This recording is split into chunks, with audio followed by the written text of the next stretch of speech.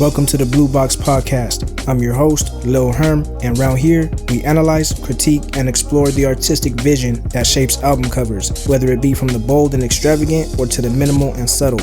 Our goal? To uncover what makes these visuals iconic and how they've influenced culture, not just through mainstream rappers and entertainers, but also by upcoming and rising artists. So, open the box, step inside, and let's break down the art behind the sound, one cover at a time. You're listening to the Blue Box Podcast.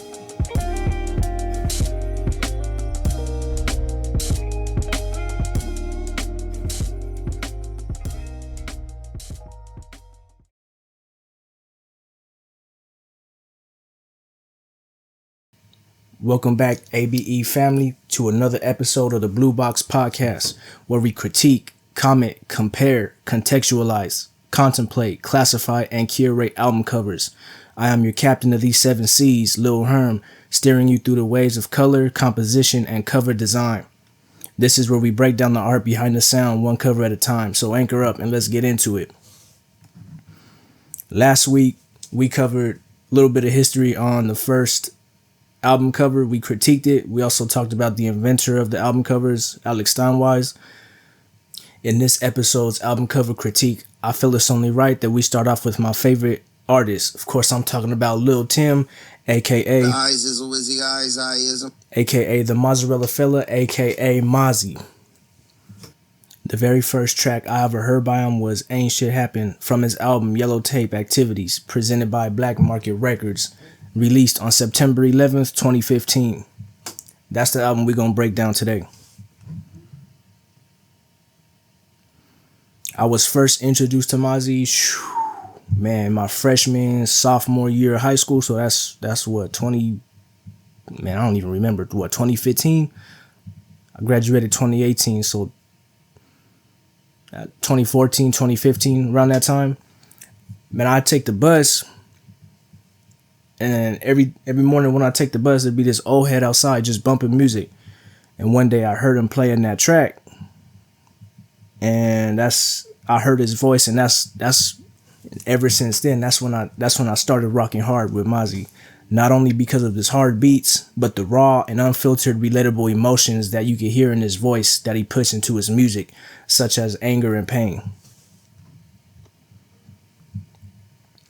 For those who don't know about who Mozzy is or just crawled out from under the cut, let me put you on game about him.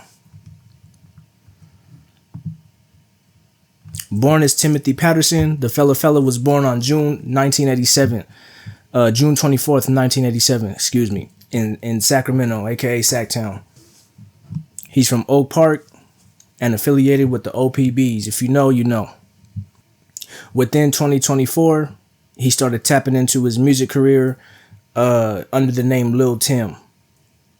He went on to change his name to Mozzy in 2012, which means money over Zeri Zane Youngin.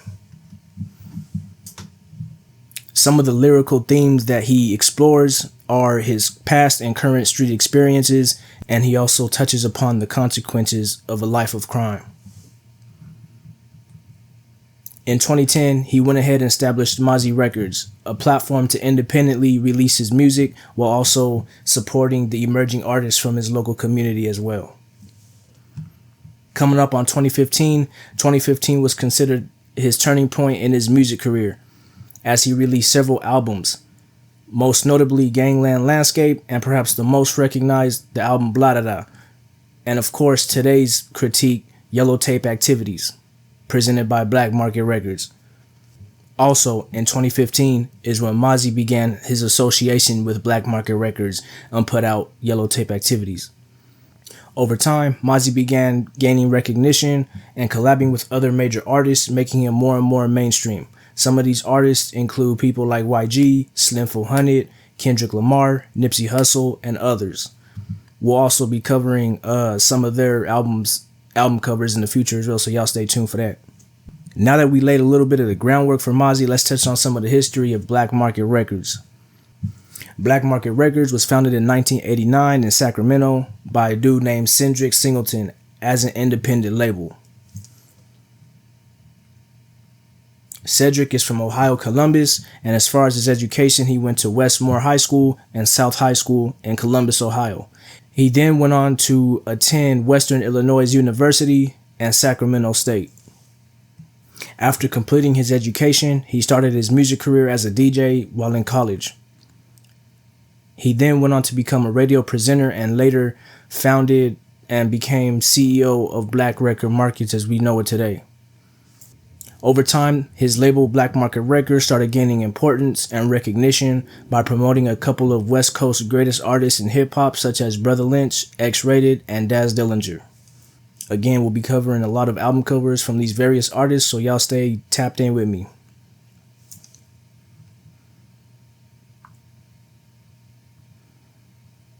Over time, Black Market Records expanded internationally into African countries. Some of these countries include Kenya, Tanzania, Ethiopia, and many more. As CEO of Black Market Records, Cedric also took an interest in film and started a film company within that label titled Black Market Films in 1999 to 2000, somewhere within that time frame.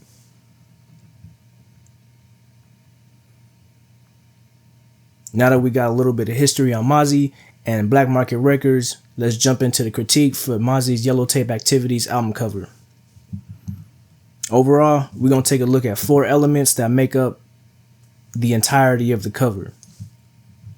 The first element that we're going to look at consists of the body covered in the sheets, the bloodstains, and the crime scene marker.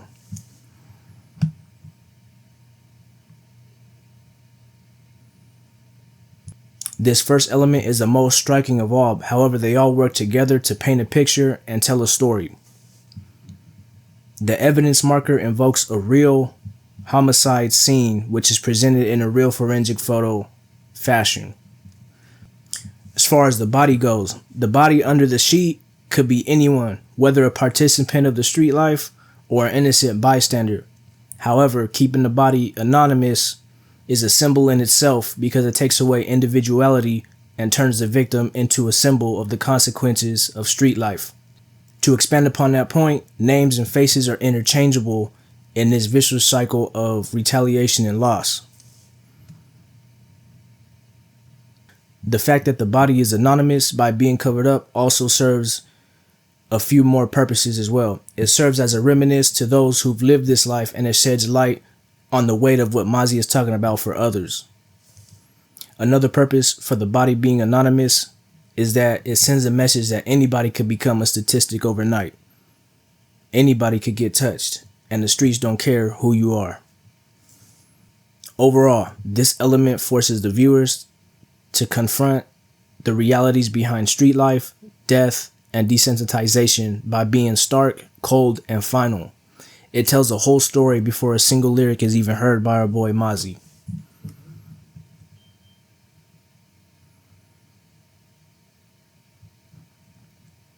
The second element that makes up this album cover is the yellow police tape and the cinematic blur. The yellow police tape acts as a literal and figurative barrier.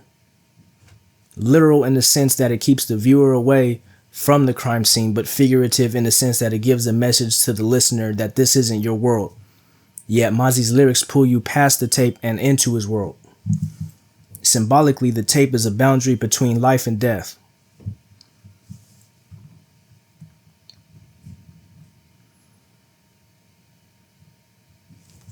The slight cinematic blur makes the viewer feel like a witness to the scene, but a witness who is being kept at arm's length, unable to interfere or help. Also symbolically, the cinematic blur suggests the fact that the tragedies in street life have become background noise to outsiders, fuzzy, distant, and overlooked.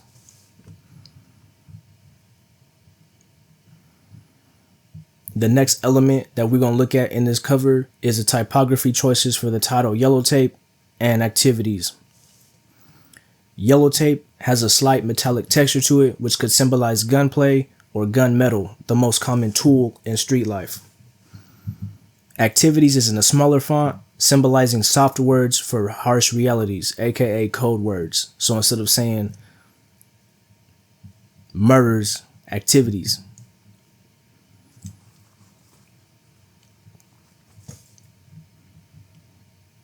The fourth and final element we're going to look at today is going to be the color palette and lighting and how it makes up and gives or sets the tone for the album cover.